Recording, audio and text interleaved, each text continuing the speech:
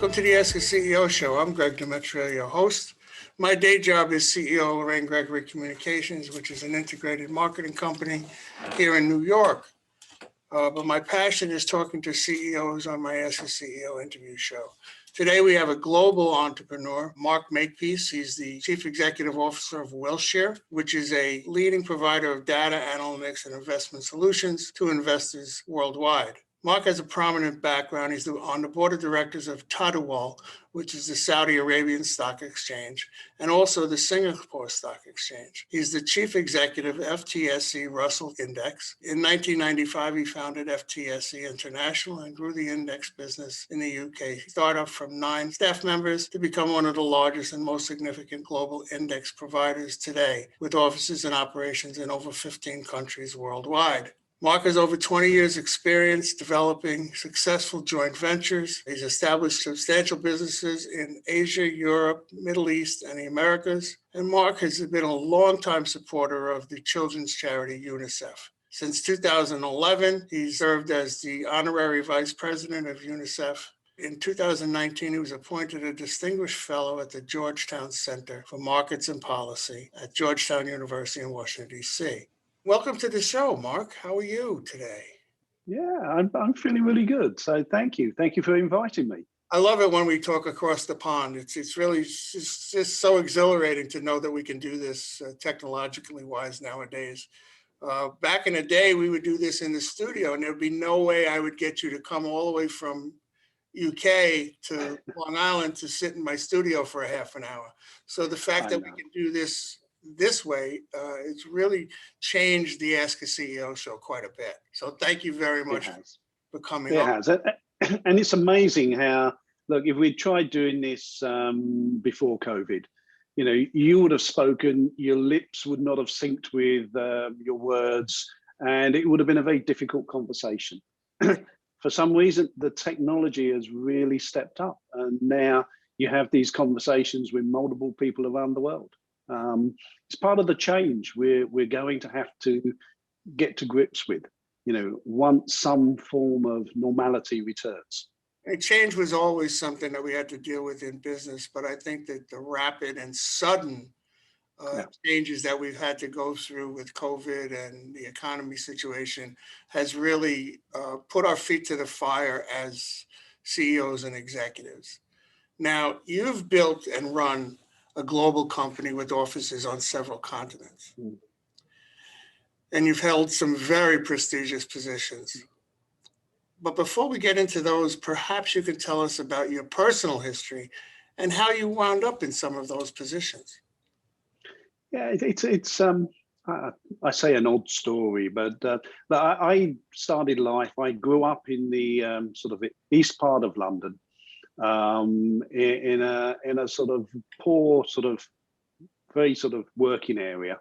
So I grew up in that environment. I left school at 16, not through choice. I left school at 16 because the family needed me to contribute to the family itself. So it was not an easy upbringing in that way. But look, it taught me a lot of things which I needed in business. You know, the main one really was about resilience, determination, and it made sure I had all of those in bundles, as you say. But it's, you know, that was my upbringing. So from there, actually, I took the first job that I could, which was basically a clerk in a very small trade organization. But I was lucky. You know, people throughout my career have helped me.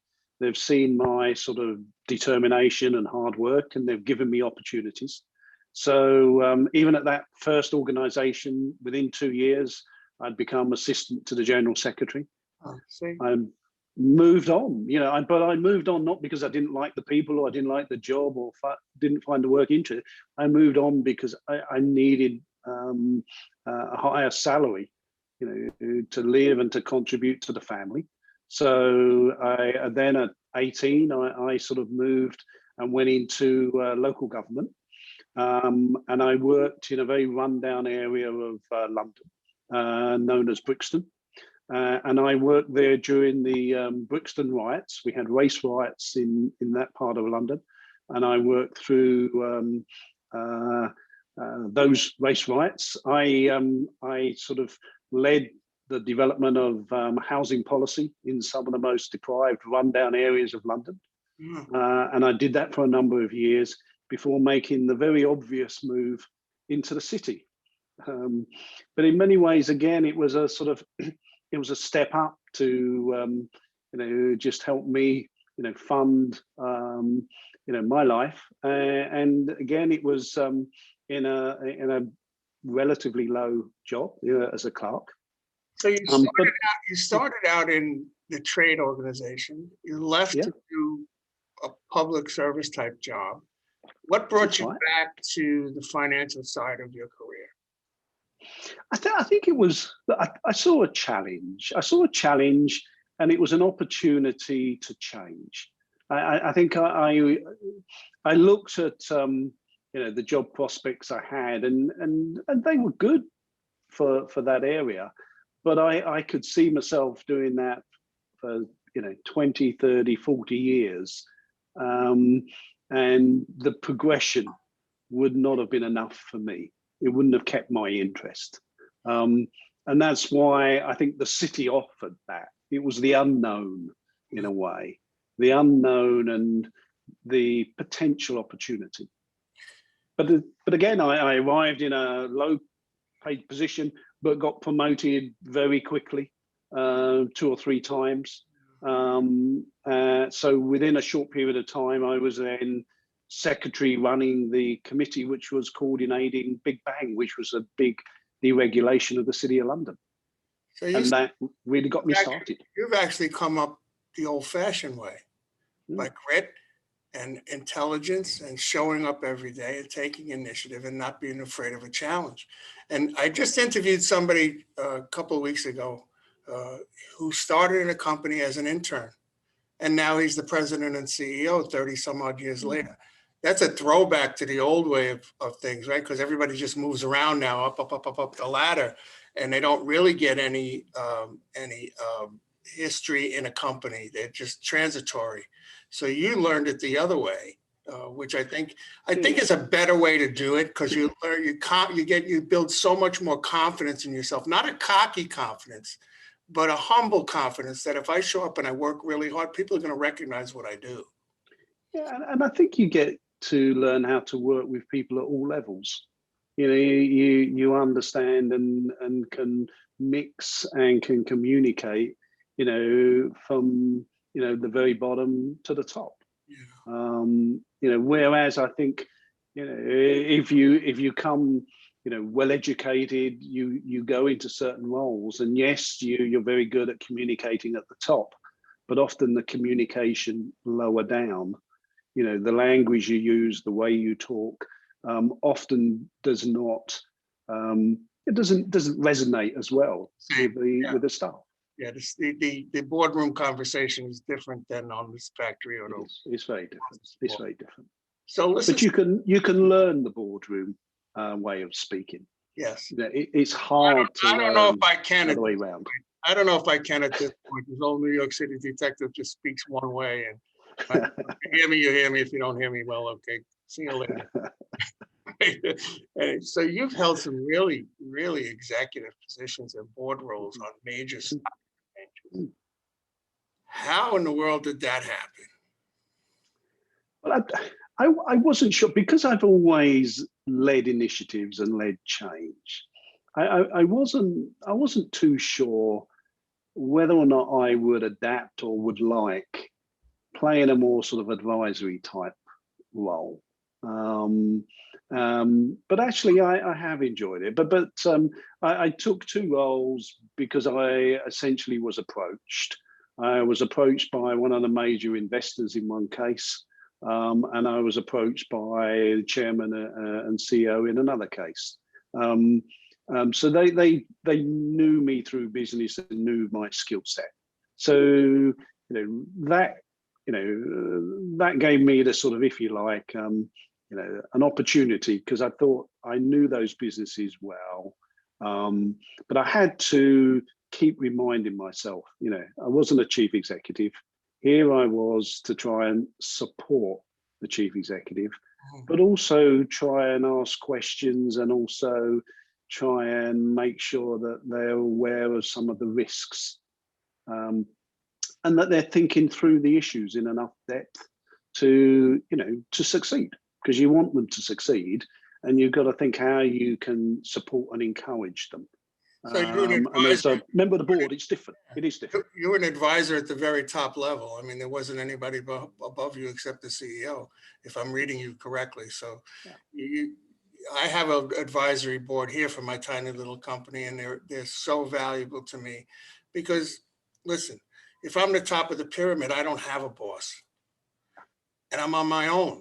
And I learned a long time ago that being on your own as a CEO is not a good place to be. So to have an advisor such as yourself has to be invaluable, especially at the level that you were working. I mean, you were talking global, you were talking international, you're talking top security work. So that's a pretty big challenge. But you bring up a good point, which is, look, as a chief executive, it can be a very lonely job, because to some degree you are on your own. You've got to make decisions and take actions which everyone around will judge you, but you have to make those. But you also have to build a network around yourself, so that when you're taking those decisions, most of the time they're good decisions and they're grounded in the right sort of analysis to support those decisions. I always say I'm not the sharpest pencil in the pack, so to have people who are higher skilled than me is very helpful.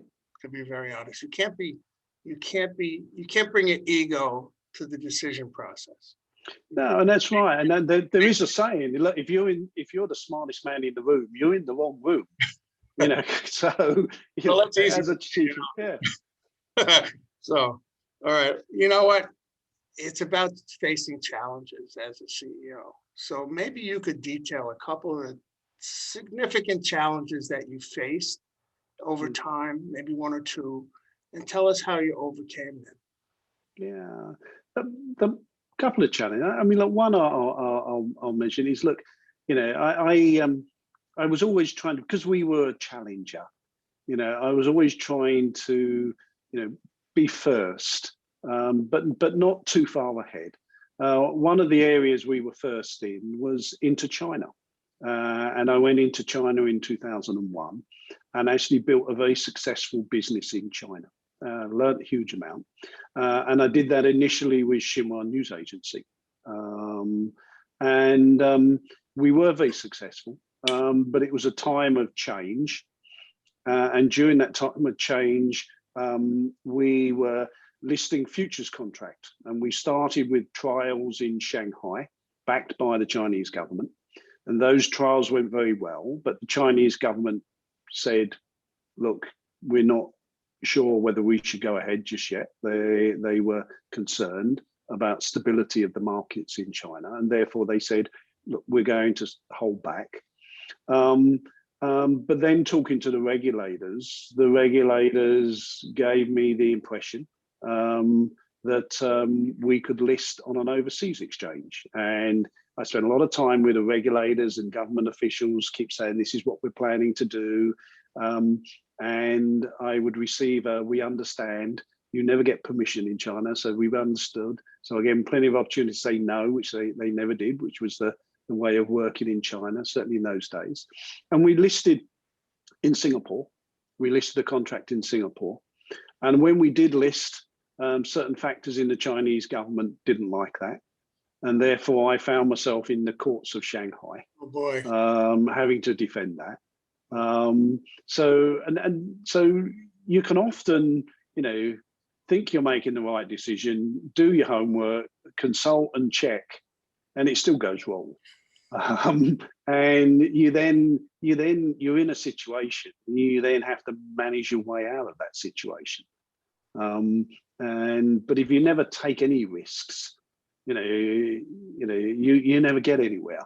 So in life, you're having to try and take risks in a way where you understand the implications.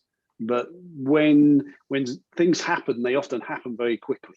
So finding ourselves called in Shanghai then became quite a challenge extracting us from that. Now we did, and the contract still trades in Singapore. In fact, it's the biggest and most profitable contract on the Singapore Stock Exchange. So in the end, we got there, but it was a tough challenge going through the courts, going through your shareholders challenging you. So it takes some resilience often to get there. It really does. I mean, I know, since I stepped out of the president's role here and became the CEO, my job is strategy and business development and making rain. And in order to do that, there are certain steps that I have to take to facilitate that. Yeah. But now I have an advisory board. I have executives that I have to bring along. Otherwise, they think I'm working counterproductive to their efforts. Yeah. So it changes how you have to do it. So you have to address the challenge. Now, what are we doing? We have 2 TV studios here. And it's been kind of one of those things where it was semi-dormant and we would take whatever came in. Now we've rebranded and we're pushing it. So what does that mean? It means we need to upgrade the studio. We need to bring in high technology. The price tag is significant. And coming out of COVID, the executive holding on to the checkbook is saying, wait a minute, Greg, we can't do that. And my position is we have to do that. We don't have a choice. If we don't do that, we're never going to be able to promote that business. So it's really interesting that you said what you said, because you face the challenge and you have to get through it. Your first step is to convince people that you're on the right track. And second is to bring them along. It's to bring them along. But sometimes that's challenging. Look, I'll give you a second example. Look, probably one of the most important things I did in my career and that I'm remembered for was the launch of the first major socially responsible index. And this was before ESG, the environmental, social and governance had really sort of taken hold. And again, I launched this in 2001. But I branded this FTSE for Good. And that's because I was giving the proceeds away to UNICEF. And they had a For Good program with British Airways on flights. So by naming it FTSE for Good. But I had huge resistance internally amongst my management team as to branding it FTSE for Good. But the name did catch on and almost made the product. And I remember we had a number of meetings trying to resolve that. But we did get to a position where, look, I had to make a decision, and the decision I made was not one supported by that management team. I congratulate you with that. That's a very important step to be cause related, because you've done so well. You have to give some of it back. There's no question. So kudos to you on that for sure. So now today in 2021, you provide expertise to major investors. What are some of the primary solutions that your company provides to your clients across the globe? But a lot of it is advice, and it is the tools to help people sort of manage the outcomes from their investments in a better way. So it starts with the sort of consultancy where we're helping the large pension funds, particularly in the US, and the major corporate funds in terms of how they should allocate their assets and changes in those asset allocation approaches and the investment approaches they make. And then it goes through to providing advisory and even discretionary funds, such as difficult markets in the alternatives or in the private markets, where we'll provide a fund-of-fund approach, or we'll select managers who can provide or have good performance and are secure investing in these areas. So there's a whole range of things we do there, plus the data, the analytical tools, assessing risk, and of course, the benchmarks, which allow people to really understand markets. So we provide an awful lot for not just institutional investors, because more and more we're helping the retail platforms and the wealth managers, provide better products and better tools and better information to their investors. So that's what we do. The Wilshire name is a fabulous name, and its reputation is just incredible. I mentioned that to my business advisor the other day. I'm going to be talking to Makepeace from Wilshire. So I know Wilshire. Yeah. There you go. Yeah. Yeah, it's got such a history. I mean, the company has been around 50 plus years. I mean, such a history. And then it's one that's been built on, trust. So and that's important. Your advice is talking in terms of billions of dollars, yes? Trillions. We advise over $1 trillion of assets. That's just makes my head spin. I'm glad you could sleep at night. So, being on several continents, what impact does that have on your corporate coordination and communications, especially with the different time zones? Yeah, it's difficult, but look, I sort of set up and known for setting up FTSE back in '95 as a startup with just 9 staff, and we grew that, become FTSE Russell and a $1 billion business. So where we had staff in every major city around the world. So I've been through a life where, you've been centered in one city to learning how to work, across all these time zones and regions. So I've got used to a life where you wake up in the morning and, the first thing you do is you read the notes and correspondence from those in Asia. And if there are issues, you have to deal with them, but you read that. You follow the day through as Asia closes and Europe's open. And then you go into the US and finally the close and the issues with clients on the West Coast.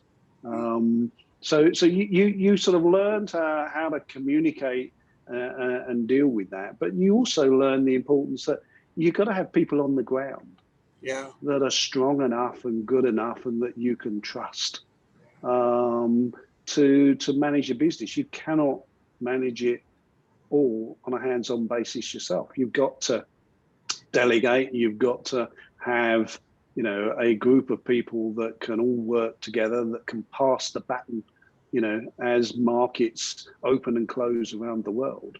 So you've really got to learn how to build a sort of global team. And that's really where the challenge of diversity comes in. You're not trying to build diversity just in terms of, gender and race, because that naturally happens when you're a truly global company. But you're trying to build diversity in terms of thought, and you're trying to build a teamwork where people will listen, first, rather than try and, promote their own ideas. And it's building that team globally and building strong leadership managers beneath you so that, actually what you're doing is you're getting an overview all the time.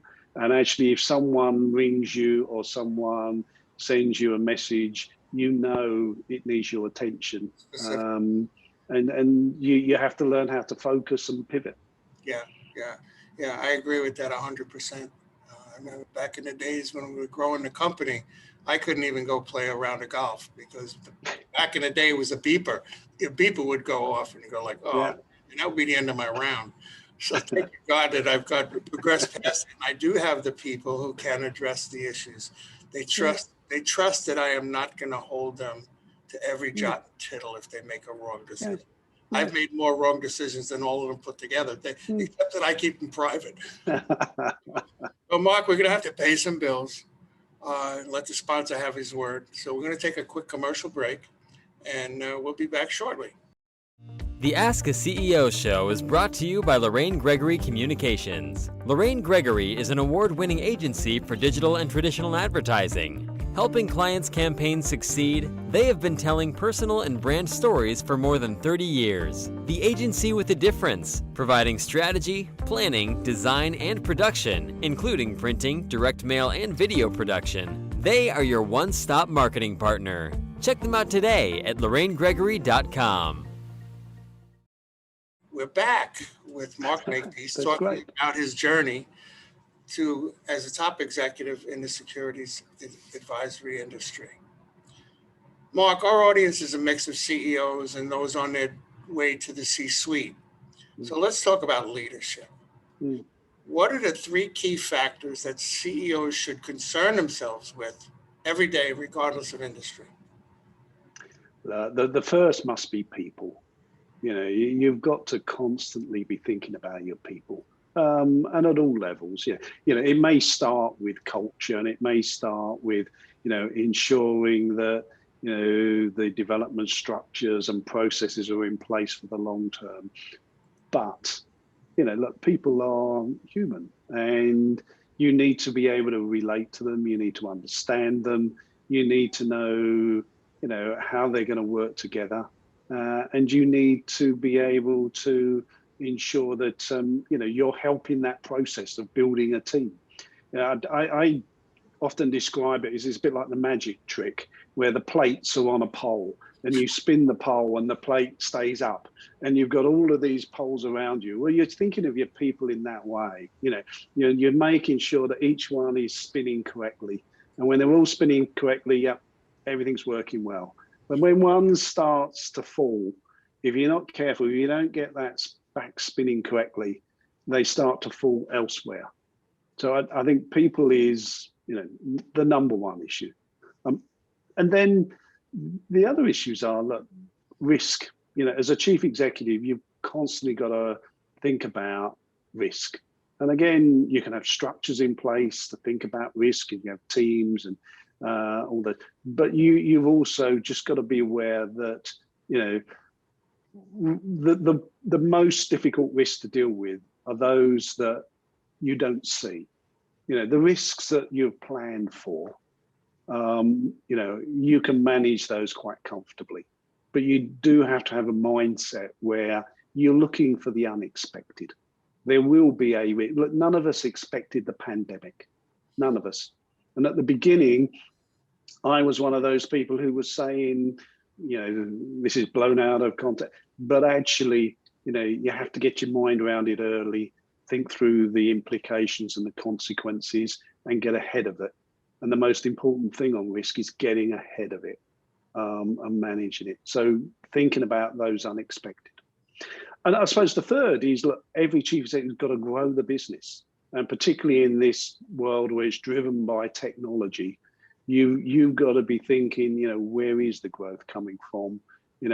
How do I keep maintaining and developing and changing and pivoting to ensure that I stay ahead and I continue to help drive that growth? So if I had to choose, those would be the sort of 3 areas for me. Yeah, isn't that last one the most, well, I don't want to say the most important, but very important, because it goes back to the old saying, you're not growing, you're dying. You're not changing, you're dying. Especially in today's world, everything is disruptive. It is. It is. The printing industry used to be a wonderful service industry. Now it's a commodity, right? There used to be ancillary services that supported that industry. They're gone with the advent of desktop computing. So you have to look over the horizon and say, what's coming down the pike, and where are we going to be in order to deal with it? Yeah. So we're looking at a lot of the AI projects now, platforms now, that are going to impact the way we do our business. But the thing that we've identified is that we're a human business. We're not governed and pigeonholed by technology. Somebody still needs to be the artist, right? You take all those platforms, put them together. But if you're not playing, if you're not the conductor, the song's not going to be great. So, but I think as a chief executive, you do have to create the space and time to go and learn and listen and see what's going on and see what changes happen, and question your people and make sure there's a debate. So we look at this and we think, wow, the world's changed because of this. But when I was talking to people, so what's going to happen next in this technology? Is they're telling me that holograms are coming, and soon you'll be able to have meetings and do training and all these other things in this virtual world that will change. And you're right. And then it's, how do I mix the human element with the technology capabilities? And as you look at AI and the changes that are happening there, again, how can I use the knowledge that exists with my business and enhance it? Or how can I use these new tools and get the knowledge and skill sets I have to really embrace it so that we become, a leader? And you're constantly trying to, it's not always disrupt, but it's constantly sort of, upgrade yourself and think about, how you can turn change into an opportunity and not be just a risk. Yeah, I like to say things are always in a state of flux. Yeah. What's tomorrow? I don't know yet. I'll let you know when tomorrow. So listen, so culture nowadays is very, very important. So how do you believe that culture, and how would you go about building and maintaining a healthy corporate culture across a global enterprise? Yeah, look, culture is probably, in a bigger company, culture becomes the most important thing for a chief executive. Companies in the medium term live and die by their culture. If you have the wrong culture, ultimately your business will suffer. The challenge is, unless you really take ownership of it, culture is incredibly difficult to change, and it's not so easy to define. I've seen companies where they try and define the culture they want to be, and it doesn't work that way. No. So I think you do have to keep assessing your culture and thinking about, where is the culture that works, and what are the areas that's helping us be successful, and how do I maintain that? That's the first thing. How do I maintain success? And then it's what's coming down that pipeline, and how do I need to change it? And it does go back to that diversity, but again, diversity of thought. It's not just gender and race. You can have perfect gender diversity and find they all come from the same schools and universities and been brought up in the same training practices, and therefore there isn't the diversity of thought. So you've got to really think about this and put in place recruitment that fits with what you're trying to do. You've got to train and develop your leaders, but your people. But you've got to start by, first of all, understanding in a very honest way what your current culture is and how it will change naturally. As we all expand in Asia, because Asia is going to expand. So as we all expand in Asia, cultures in Asia are very, very different to some of the Western world. And therefore, how you adapt to that. But if you're not going to adapt to that, you will not be successful in selling into Asia in 5 years or so, because the companies coming up in Asia, their cultural fit and cultural alignment will be much stronger than yours. So culture is very, very important. We're getting a taste. It isn't. In the old days, we just said the chief executive sets the culture and his actions. It's more complex than that. Yeah, I don't think we had much of a concept of culture years ago. It was already, you have a job, I'm protecting you, I'm keeping your job secure, and that's the culture. That's all the culture you need to know. Well, guess what? To 2022, it's not anything like that. So there's a small microcosm in terms of you dealing with Asia.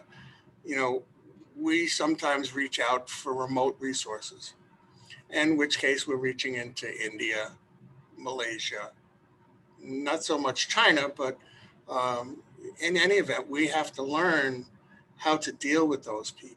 Forget about the language barriers and the broken English. Uh, we need to learn what their work ethic is like, what their concepts are like. And I tell you what, once you do that, you can establish some really good relationships. I know we have a couple Yeah. that we rely on for really specialized work, Mm. but they turned out to be wonderful. And there's your diversity right there. Yeah. So But again, we have to bring these different cultures into leadership positions. We have to change.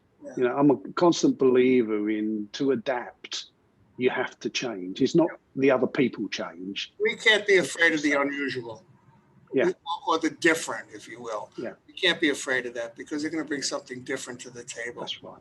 We That's right. value that in our organization because we're a creative agency. Yeah.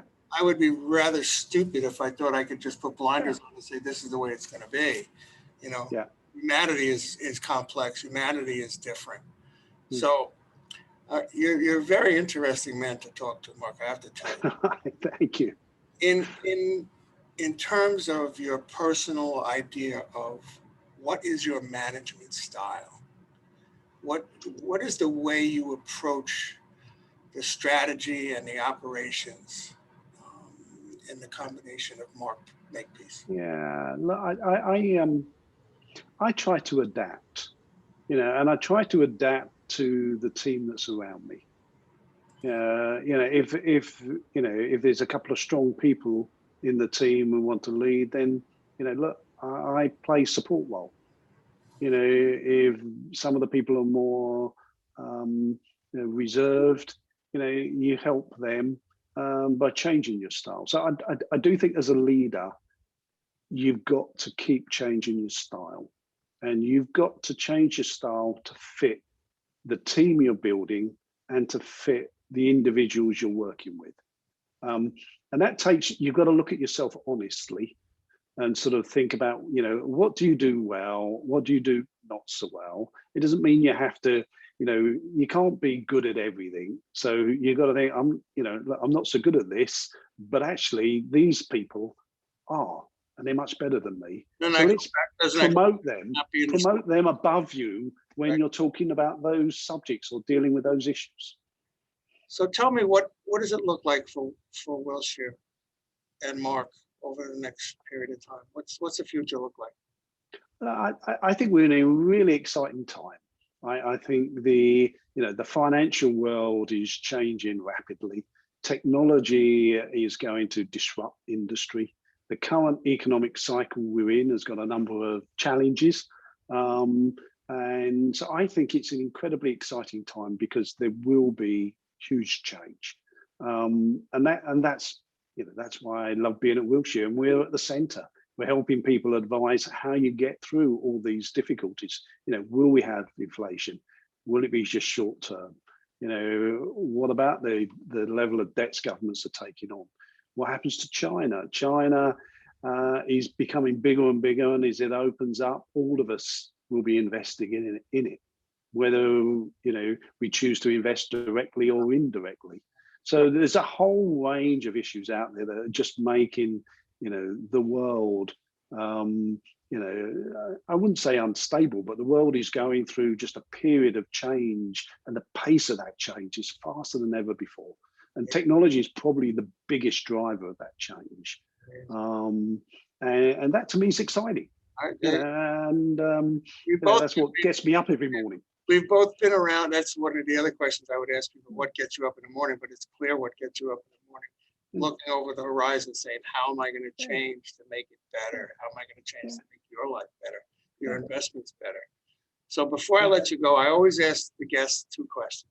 You can make it one if you like. What is the best piece of advice you ever received, personally or business or both? I think a piece of advice that shaped my life more than anything else was probably from my father, who look, whenever I was doing anything, and he made a rule that I thought was unfair, he would just say to me, "Life's unfair. Get on with it." And I think, in a way, that stayed with me. So it's dealing with adversity, making yourself resilient. Life doesn't always shape out the way that it should, or you feel it should. And it's being able to deal with that, and deal with that not just for yourself, but for all of those with you. You know, that was a piece. The other piece of advice I had from an early coach who said to me, whatever you do in business, he said, make it fun. And I think that, again, is one of the best pieces of advice I had, because throughout the business, it's hard work. You're going to put in long hours. It's demanding. It's stressful. If you don't make it fun, not just for yourself, but for, again, the whole team, the whole company, you know, you won't take people with you. And particularly these days, you've got to make it fun. Exactly. Well, that's why I keep coming to work, because I still enjoy what I'm doing.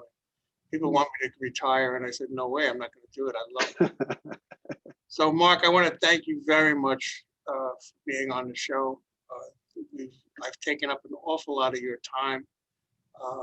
Went way over, for crying out loud. And my editor's going to go nuts, but that's okay. I still run the shop. So tell the audience how they can reach Wilshire or yourself, and you know, do your 2-minute pitch. Yeah, look, the best way to reach us is really on LinkedIn. You'll see the company, you'll see myself. Please just reach out. We love it when people approach us. So just reach out to us. Wilshire or Mark Makepeace on LinkedIn, or you can go to our website, wilshire.com. But please just reach out. We'll always get back to you. That's terrific. Well, that's a wrap. And so you don't want to miss any of our upcoming Ask the CEO interviews. We have great guests lined up from every industry, from all over the world. And the video interviews are available on YouTube at Greg's Corner Office, or as a podcast on all your favorite streaming services like Apple, Spotify, and all the others. And if you enjoyed the show, please subscribe and share far and wide. Mark, again, thank you so much.